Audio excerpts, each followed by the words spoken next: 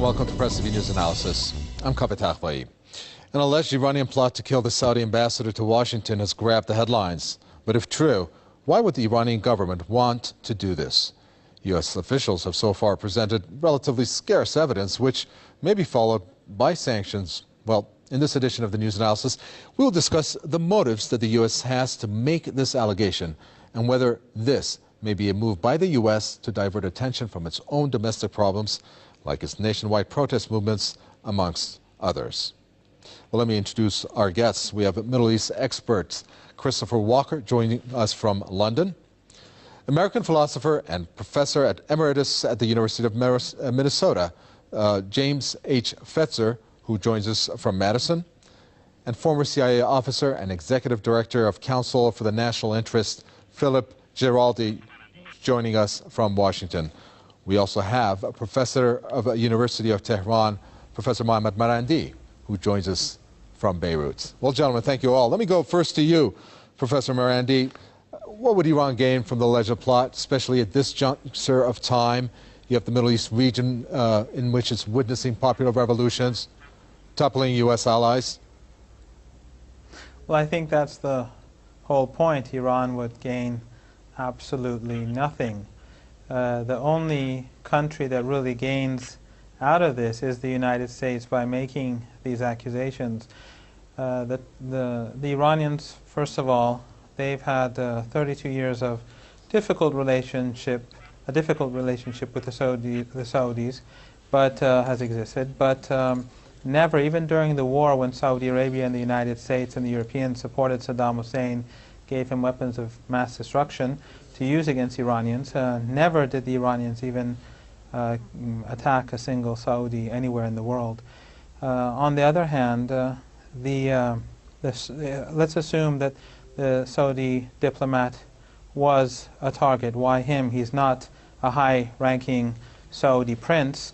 There are many more important than him. And why in the United States, in D.C., where security is higher than most other parts of the world? There are many ways to attack more important targets, if anyone wanted to do so, in the Middle East, including Saudi targets, which would be much more easy and create a much smaller reaction. So it's obvious that the Iranians were not behind this because A, the Iranians have no motive, B, it would be completely irrational. And then there's the third element about the story itself, which we'll discuss later, I'm sure. Okay, yes, we're going to discuss obviously many alleged facts on this. Let me bring you in, Christopher Walker. You just had Professor Marandi pretty much set up the scenario here. Tell us what you think. What would Iran have to gain?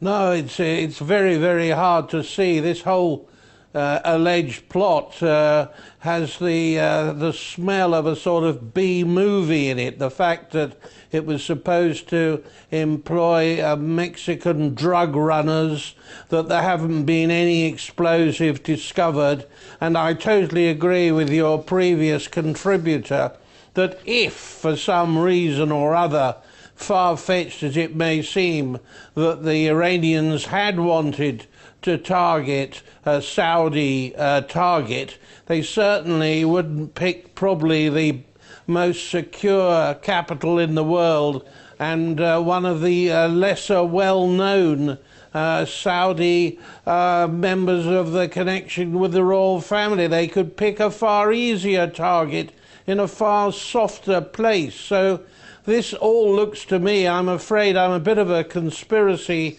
theorist when it comes to elections in the States, and this just happens to have been announced as President Obama's personal ratings dropped to their lowest point ever, and it's been shown that any Republican, it doesn't matter who, they haven't chosen a leader of the Republican Party yet, could and would be likely to beat him. So what better way to clear the headlines and get rid of the bad news that all these demonstrators are taking to the streets all over America about the corporate government than to have a bit of saber rattling against those hated enemies, the Iranians, and sort of put something up in the air that really is hardly qualifies with the name of a balloon. I mean, it's just, I haven't heard anybody who believes a word of it.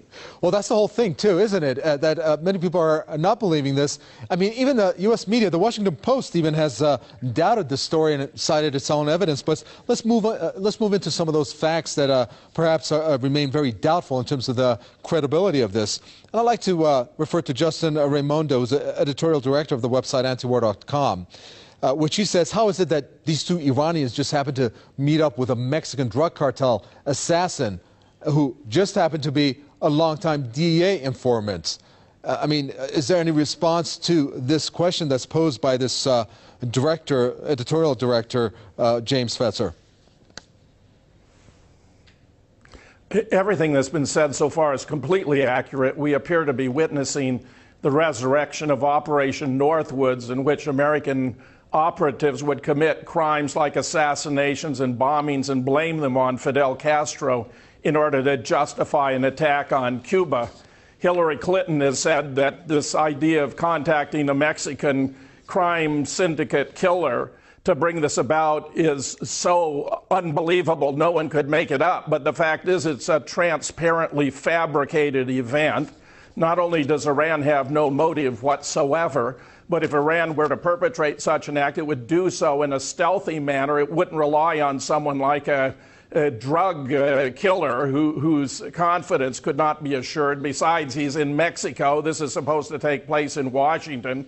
And the reasons appear to be very obvious. Number one, to distract from the public uprisings. But number two, the Attorney General, Eric Holder, has been on the hot seat because of his blunders in relation to Fast and Furious, where the United States wound up giving large quantities of military weapons to these very drug lords. And then in the third place, of course, it exacerbates tension in the Middle East, which means that this is being promoted by the allies of Israel in the United States, the neocons. The situation is completely ridiculous, and no one who knows anything about intelligence matters would take it seriously. Well, let's bring in Philip Giraldi here. Philip Giraldi, again, we need to expand on the allegations and the details behind it. Let's assume that the Iranians really were plotting to kill the Saudi ambassador on American soil. I mean, would they contract it out to the Mexican mafia, send all kinds of, well, traceable money wires from Iran to the U.S. and not care if they killed 100 Americans in the process of achieving this goal? I mean, Philip Giraldi, give us your impression as a former CIA officer about the circumstances that have arisen and presented to us by the Americans. Well, I mean, first of all, I agree with all the previous speakers that Iran had absolutely no motive for carrying this out. And then I would add, as a former professional intelligence officer, that all the details that have surfaced about this operation are ridiculous. No professional intelligence service, whether from Iran or anywhere else, would ever have run anything like this. Which is not to say that there isn't a kernel of maybe truth in this story, that maybe somebody was plotting to do something and was doing it in a very stupid way and came to the attention of the Drug Enforcement Agency and eventually to the FBI.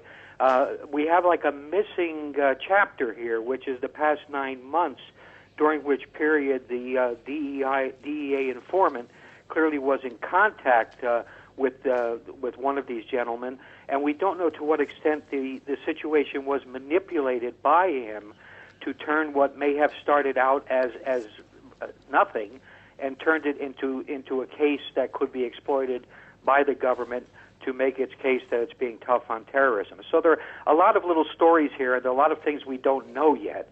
But I would absolutely agree that I can't imagine there is any way that the Iranian government could have been behind this.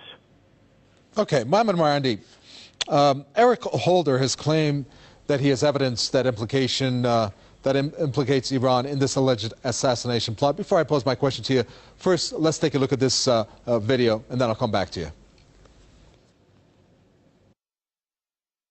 My second purpose today is to provide you with additional information, to share with you what the United States knows about Iraq's weapons of mass destruction, as well as Iraq's involvement in terrorism, which is also the subject of Resolution 1441 and other earlier resolutions. I might add at this point that we are providing all relevant information we can to the inspection teams for them to do their work. The material I will present to you comes from a variety of sources. Some are U.S. sources and some are those of other countries. Or knew then what we know today, that there were no weapons of mass destruction, I would have had nothing to take to the United Nations. The National Intelligence Estimate, which was the basis of my presentation, and, by the way, was the basis of the information that was given to the Congress that caused them to vote a resolution of support 4 months before my UN presentation. We rested our case on the existence of weapons of mass destruction that were a threat to us and could be given to terrorists, making it another kind of threat to us. I think without that weapons of mass destruction case, the justification would not have been there, even though Hussein was a terrible person. Human rights abuses abounded. He was cheating on the UN oil for food program. Well, there you have it. The former U.S. Secretary of State Colin Powell, Professor Marandi, in 2003, and then in 2007. In 2003, he was making the case for the war against Iraq with too much emphasis on the U.S. intelligence. And then 4 years later, when he repudiated the same intelligence, well, that only brings about one conclusion, and that is, can the intelligence the U.S. says be trusted anymore?